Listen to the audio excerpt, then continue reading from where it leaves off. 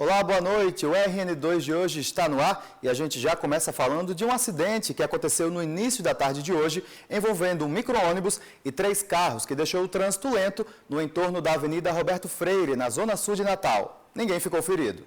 O transporte alternativo foi um dos envolvidos no acidente que aconteceu na tarde desta segunda-feira. A linha 403 liga os bairros Alecrim e Ponta Negra em Natal. O motorista do micro-ônibus disse que estava se aproximando de um sinal que fica na Avenida Engenheiro Roberto Freire, próximo ao cruzamento com a Avenida Ayrton Senna, já chegando ao destino final, quando o ônibus teria faltado freio e ele perdeu o controle do veículo. Os carros que estavam parados esperando o sinal abrir foram atingidos. O ônibus estava lotado de passageiros, mas ninguém ficou ferido. Graças a Deus que eu vim devagar, não ia correndo, vim devagar. Só que esse carro é pesado, com um jeito de ser pronto. Aí falta o freio de repente, aí deu para me parar. Esse carro branco teve a parte traseira atingida. Por causa do impacto, o veículo girou. O motorista conseguiu sair sem ferimentos. No total, foram 4 carros envolvidos no acidente.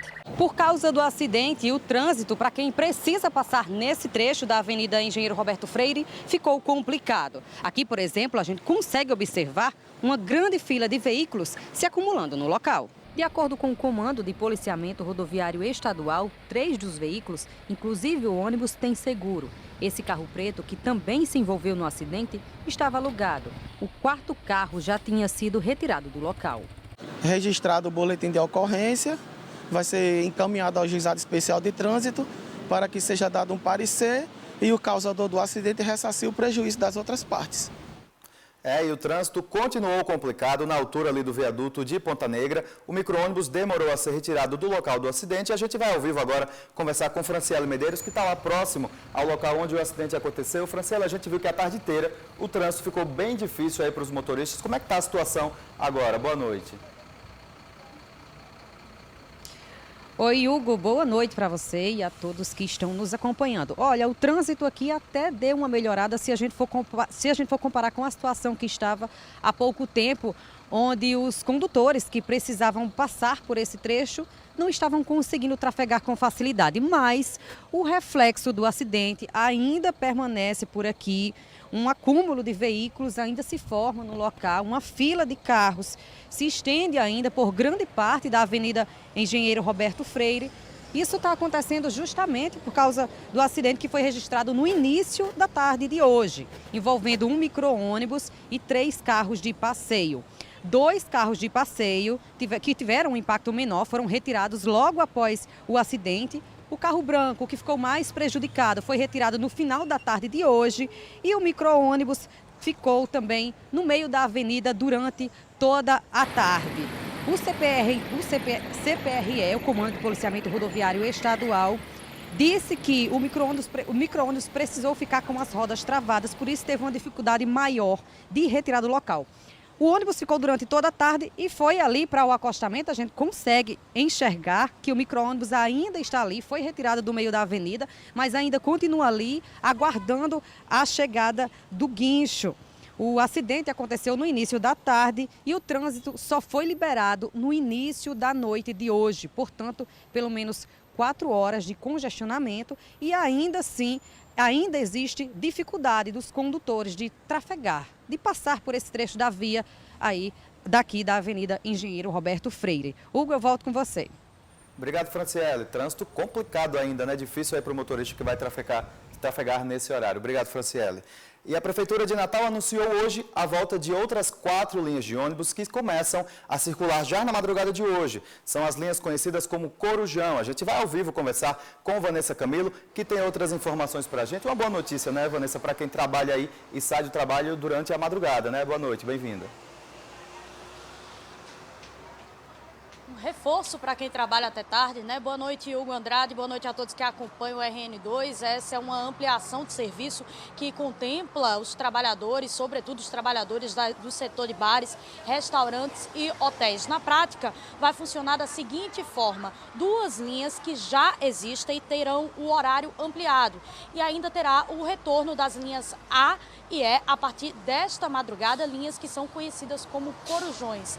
A gente acompanha a partir de agora na tela tela como é que vai funcionar, como é que vai ficar o horário dessas 4 linhas para que o pessoal possa se organizar, já que esse novo horário entra em operação a partir de hoje.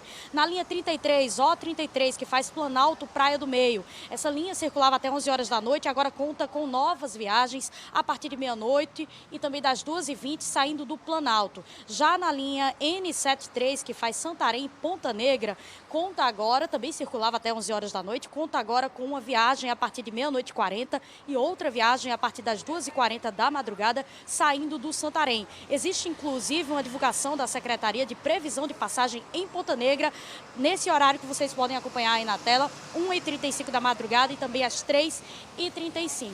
Já o retorno das linhas A e E também funciona com 2 novos horários. A gente acompanha a partir de agora na tela. Linha A, que faz Ribeira, Cidade Alta, Petrópolis, Zona Norte, conta agora com 2 horários de viagem. Retorna, na verdade, às 11h40 e também às 1h30 da madrugada, saindo das Rocas. A linha E, que faz Felipe Camarão, Cidade da Esperança, Ponta Negra, sai de Felipe Camarão também com 2 viagens a partir de meia-noite e 30 e também das 2h30 da madrugada. Essa ampliação, na verdade, ampliação de horário de 2 linhas e retorno dos corujões das linhas A e E estão dentro daquele acordo firmado entre a Prefeitura de Natal, a Defensoria Pública e os empresários do transporte coletivo. Hugo, volto com você aí no estúdio. Obrigado, Vanessa, por detalhar tudo aqui para a gente no RN2. Obrigado, boa noite. E o governo do estado detalhou os projetos do governo do Rio Grande do Norte, na verdade, dos projetos do Rio Grande do Norte, incluídos no novo PAC, o Programa de Aceleração do Crescimento do governo federal. A promessa é que as obras e os serviços sejam concluídos até o fim de 2026. A previsão é que as obras e serviços tenham início até o próximo ano. Segundo o governo federal, serão mais de 40 obras no estado. Já que tivemos a capacidade de apresentar os projetos e, portanto, todos os projetos serem incluídos no PAC, agora é acelerar. Agora, literalmente, mãos à obra para que a gente, até 2026, possa concretizar todos esses importantes investimentos. Mais de 45 bilhões de reais serão encaminhados pelo governo federal para o Rio Grande do Norte por meio do Programa de Aceleração do Crescimento, o PAC-3. Entre os projetos estão a duplicação de trechos da BR-304 com uma reta Tabajara e a construção de um novo hospital de urgências e emergências em trauma e neurocirurgia em Parnamirim, na região metropolitana de Natal. A construção do hospital deve acontecer em 2024. O hospital já tem garantido os recursos no valor de 190 milhões. Ele será no prolongamento da Prudente de Moraes, mais próximo a Parnamirim, e vai ter em torno de 350 leitos que vai melhorar muito a questão do Hospital Valfredo Gurgel, que hoje sofre uma pressão muito grande pelo aumento do número de leitos. A relação também conta com moradias do Minha Casa Minha Vida e obras hídricas, como a conclusão da barragem de Oiticica, o ramal do Apodi, que recebe a água do Rio São Francisco, e o projeto da adutora do Agreste Potiguar. O ramal do Apodi, 1,6 bilhões, está em pleno andamento. Eu visitei as obras essa semana, vem cruzando a Paraíba, Ceará e entrará por um túnel no Rio Grande do Norte. A questão da adutora do Agreste está indo em projeto com a Codevasf, chegando a ideia de licitar até o final do ano. O novo PAC, como tem sido chamado, contempla obras paradas, aceleração de obras em andamento e novos empreendimentos. Na prática, significa a construção de unidades básicas de saúde e a retomada de obras de creches em municípios do Rio Grande do Norte. As obras paradas do PAC, dos PACs anteriores, quer dizer, das versões do PAC anteriores, estão todas previstas nessa contratação. Nesta tabela, é possível ver a divisão dos recursos. A maioria dos investimentos é na educação, ciência e tecnologia, quase 15 bilhões de reais. Durante a reunião para divulgar o PAC, os gestores presentes falaram que a execução das obras vai estimular o setor da construção civil, gerando emprego e renda no estado. Mas o que a gente pode esperar de fato, em saindo do papel, em sendo aplicado, um futuro muito importante, obras muito interessantes e imprescindíveis para a infraestrutura viária e para a economia do nosso estado. Pois é, a gente segue acompanhando, né? E agora chegou a hora de saber o que é que foi destaque nas redes sociais. Quem conta tudo pra gente é Ana Paula Davim, que está direto ao vivo da nossa redação. Boa noite, Ana Paula. Boa noite, Hugo. Boa noite a você que acompanha o RN2. A gente começa trazendo a discussão da reforma tributária que já chegou no Senado. A senadora Potiguar Zenaide Maia, do PSD, tem prometido se debruçar sobre o projeto e hoje postou nas redes sociais um exemplo de como distorções podem ser corrigidas. Ela usou como exemplo aí o fato do mercado de agrotóxicos contar atualmente com benefícios fiscais, como a isenção total de IPI e a redução de 60% da base de cálculo do ICMS. Para a senadora, que também é médica, abre aspas, produtos com impacto tão negativo deveriam ser mais taxados, não o contrário, fecha aspas.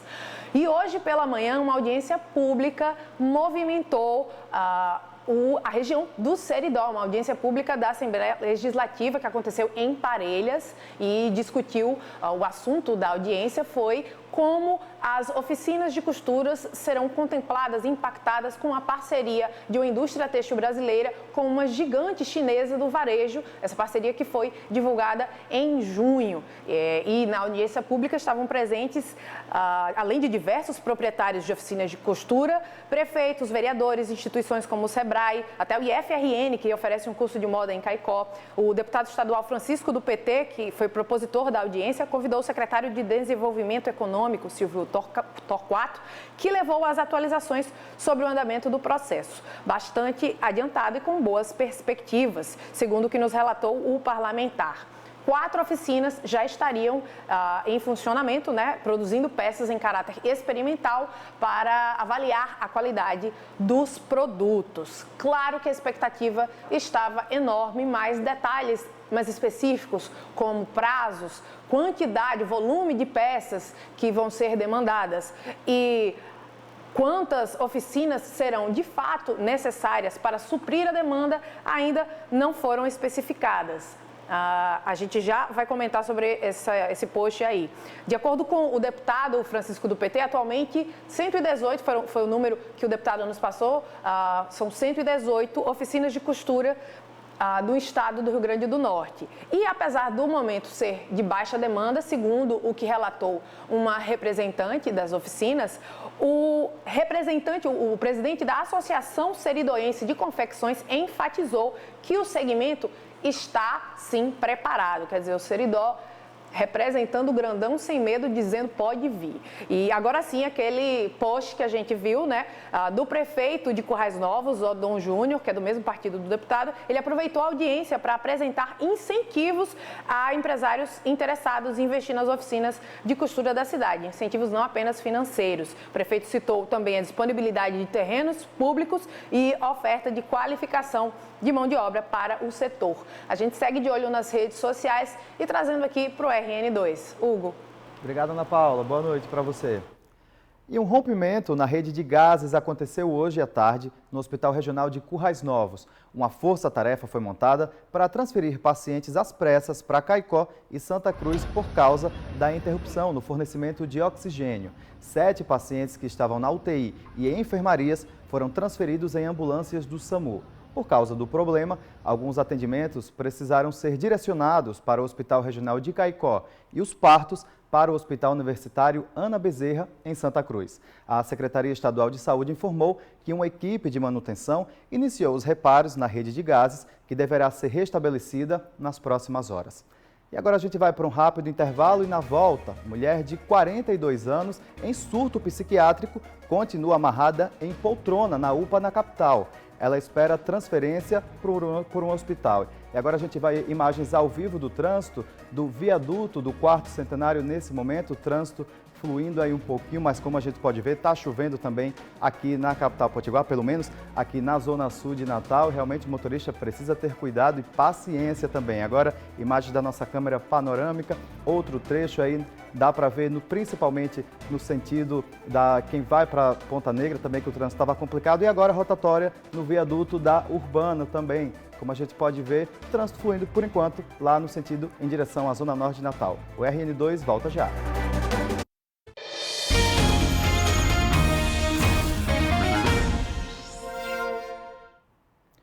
E foi sepultado no fim da tarde de hoje, na Grande Natal, o corpo do potiguar Jackson Leandro Ribeiro, de 33 anos. Ele foi assassinado no sábado, no apartamento da namorada em Campina Grande, na Paraíba, pelo ex-companheiro dela. Segundo a polícia, o suspeito não aceitava o fim do relacionamento com a ex-companheira. A reportagem é da TV Paraíba, afiliada à Globo em Campina Grande. Jackson Leandro Ribeiro da Silva, de 33 anos, foi assassinado a tiros no apartamento da namorada, neste prédio, no bairro do Alto Branco, em Campina Grande. Natural do Rio Grande do Norte, ele visitava a namorada quando foi assassinado pelo ex-companheiro dela. Do relacionamento com a ex-companheira, ele tinha 2 filhos. Segundo informações de funcionários do prédio onde tudo aconteceu, ele costumava frequentar o local para visitar os filhos. Na noite do último sábado, ele decidiu fazer essa visita quando a ex-companheira não estava no apartamento. Quando ele chegou até o local, foi recebido pelo namorado da ex-companheira e deu vários tiros contra a vítima, que não resistiu e morreu no local.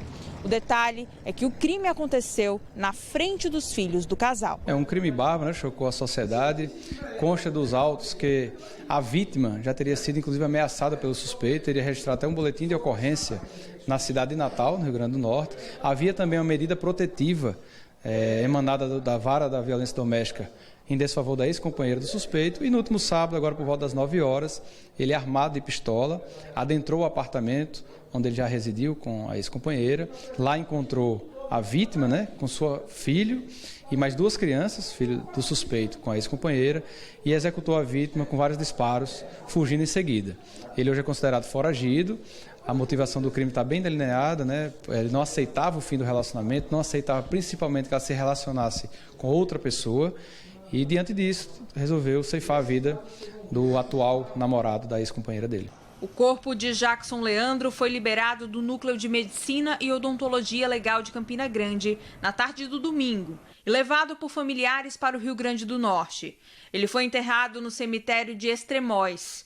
Nas redes sociais, a namorada de Jackson publicou uma foto em homenagem à vítima, pedindo perdão por não protegê-lo e declarando amor ao companheiro.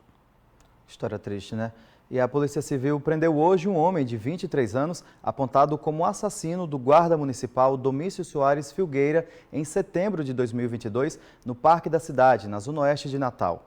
O suspeito também é apontado como autor de um feminicídio contra a ex-companheira dele, Renata Dantas Costas dos Santos, de 19 anos. O crime aconteceu no dia 7 de abril desse ano, no bairro Planalto, também na zona oeste da capital.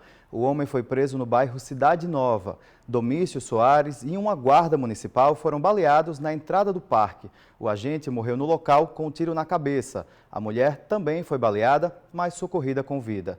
Já o crime de feminicídio aconteceu quando Renata Dantas estava voltando do trabalho para casa e foi surpreendida por 2 homens em uma moto. A jovem foi atingida por pelo menos 2 disparos de arma de fogo. O segundo suspeito pelo crime contra Renata foi preso durante uma operação deflagrada no último dia 11 de julho em Felipe Camarão. E a Polícia Civil divulgou que foi preso em Natal um homem que faria parte de um grupo criminoso que estaria aplicando o chamado golpe do chocolate. Recentemente, outra prática criminosa, o golpe da entrega errada, também foi descoberto aqui no estado. Especialistas alertam que é possível evitar cair nesses golpes, em geral, aplicados por meio de aplicativos de mensagens. No golpe do chocolate, as vítimas recebem mensagens em datas comemorativas como aniversários. Os criminosos se passam por representantes de grandes marcas de chocolate e anunciam a entrega de um presente surpresa. Para receber o suposto presente, a vítima tem que pagar a taxa de entrega com um cartão de crédito. É nesse momento, durante o pagamento da taxa, que os criminosos acessam os dados do cartão e utilizam para compras diversas. Em Natal, nos últimos 15 dias, pelo menos 8 pessoas foram vítimas desse golpe. Em um dos casos, o roubo de dados resultou em um prejuízo de R$28 mil. A Polícia Civil conseguiu prender o responsável pelo crime em flagrante durante uma suposta entrega no bairro do Tirol.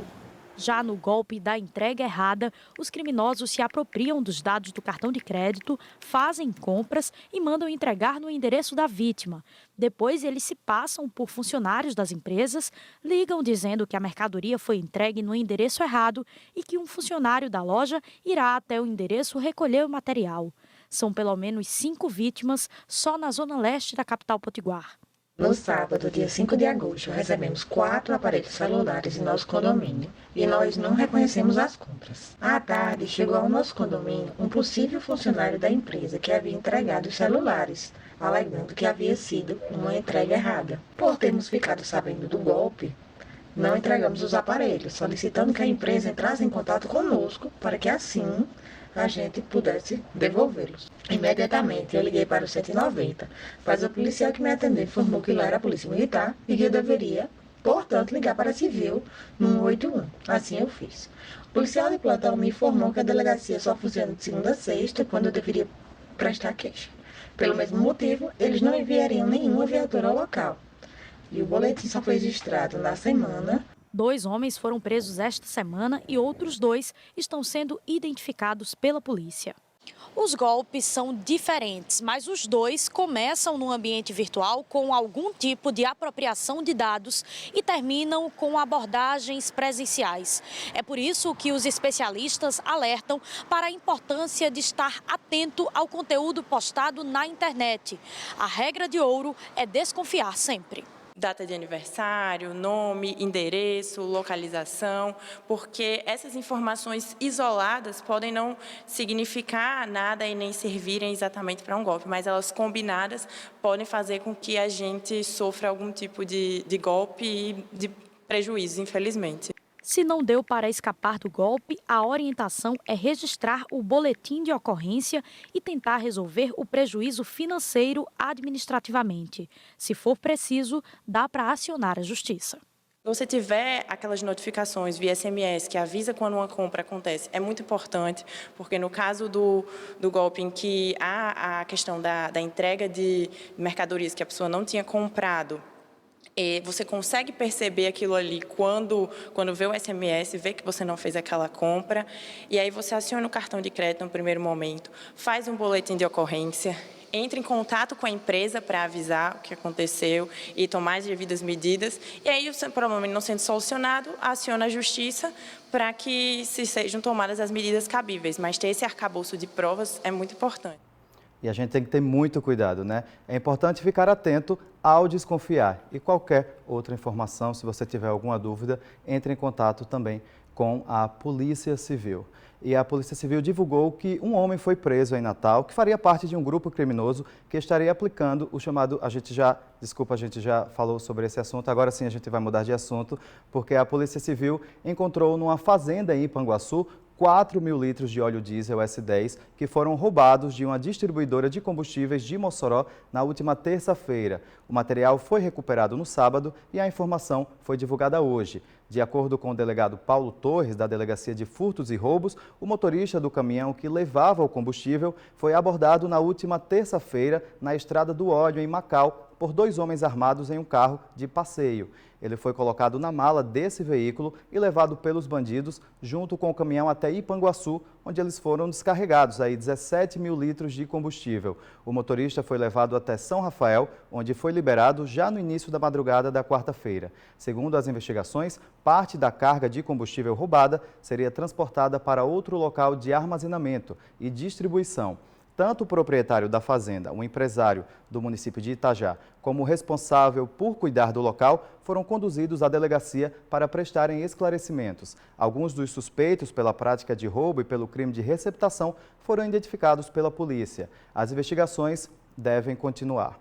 E agora a gente muda de assunto porque continua amarrada em uma poltrona na UPA Potengi, em Natal, uma mulher de 42 anos que enfrenta um surto psiquiátrico. Ela sofre de depressão e ansiedade e está nessa situação desde sexta-feira. A gente vai voltar a conversar ao vivo com o Franciele, que tem outras informações para a gente. Fran, ela ainda está no aguardo de uma vaga para ser transferida da UPA, é isso mesmo? Boa noite de novo. É isso mesmo, Hugo. Boa noite mais uma vez para você e a todos que estão nos acompanhando. A situação da paciente que está em surto desde a última sexta-feira continua a mesma. A mulher de 42 anos, como você falou, está amarrada em uma cadeira na unidade de pronto atendimento que fica na zona norte de Natal, a UPA Potengi, desde o dia que chegou na unidade. O filho dela disse que até o momento não recebeu nenhuma informação em relação à transferência da mãe para um hospital especializado. Ele disse também que no momento a mãe apresenta um alto grau de agressividade justamente pela situação em que se encontra. Durante a manhã de hoje, a Secretaria Municipal de Saúde disse que vai providenciar a transferência quando for informada para qual unidade a paciente será transferida. Em relação à CESAP, a Secretaria Estadual de Saúde, a Secretaria informou que a Central de Regulação recebeu o pedido de leito para a paciente, informou e encaminhou para o Hospital Geral João Machado e disse que daria um retorno nas próximas horas, ou seja, a CESAP falou isso durante a manhã, no caso, daria um retorno ainda durante a manhã, o que não foi cumprido pela CESAP hoje à tarde e ainda no início da noite nós entramos em contato com a Secretaria Estadual de Saúde e ainda não tivemos retorno por parte da assessoria de comunicação da pasta. Nós voltamos com você. Enquanto isso, a paciente, infelizmente, continua aguardando amarrada, como você falou, Hugo, em uma poltrona da unidade de pronto atendimento, que fica na zona norte de Natal. Obrigado, Franciele. A gente segue acompanhando essa situação absurda, né? Agora vamos falar de futebol. O ABC enfrenta daqui a pouco, a partir das 8 horas da noite, o Ituano pela Série B do Campeonato Brasileiro. A partida acontece no Frasqueirão, em Natal. O alvinegro é o lanterna da competição, com 13 pontos e apontado como virtual rebaixado por muitas projeções. Hoje, o risco de queda é de 90%. Matematicamente, o ABC ainda tem chance de escapar do rebaixamento, mas a missão é complicada para quem só venceu 2 vezes em 22 jogos. O GRN acompanha a partida em tempo real. Já o América voltou a vencer em um momento fundamental da Série C do Campeonato Brasileiro. O alvirrubro bateu o Pouso Alegre por 2-0 na Arena das Dunas, em Natal, e manteve a esperança de sair da zona de rebaixamento. Os gols vieram só no segundo tempo. Dado Cavalcante desfez o esquema com 2 centroavantes e colocou Rafinha em campo. O camisa 11 decidiu a partida com um chutaço de fora da área aos 11 minutos. A bola foi no ângulo sem chances para George. No fim, o América foi brindado com um pênalti duvidoso em que a bola bateu no braço de Ryan. E aí o Wallace pernambucano cobrou a penalidade e voltou a marcar depois de 3 meses. Com isso, o América chegou aí aos 18 pontos e subiu para a 17ª posição, ainda no Z4. O Pouso Alegre, com 12 pontos, é o lanterna. O América joga novamente na Arena das Dunas, aqui em Natal, na segunda-feira, no dia 21. E o adversário é o Aparecidense. E agora uma última informação, porque amanhã tem mudança na programação da Inter TV. O Bom Dia RN começa um pouquinho mais tarde por causa da transmissão da semifinal da Copa do Mundo Feminina. A partida entre Espanha e Suécia acontece às 5 da manhã e o Bom Dia RN logo na sequência da partida, trazendo aí as primeiras informações do dia para você. O RN2 vai ficando por aqui. Para você uma ótima noite, mas antes a gente vai conferir como é que está o trânsito nesse momento. Dia chuvoso, começando a semana chuvosa aqui em Natal, com imagens ao vivo da nossa câmera panorâmica na BR-101 aqui em Natal. Previsão de chuva para hoje, amanhã também já existe aí uma possibilidade de chuva também amanhã aqui na capital potiguar. O RN2 vai ficando por aqui. Para você uma ótima noite. Agora, imagens da Roberto Freire, como a gente já tinha falado no início do RN2, trânsito fluindo um pouquinho melhor agora do que a gente viu aí, tarde complicada, tarde e noite complicadas. Boa noite para você, até amanhã.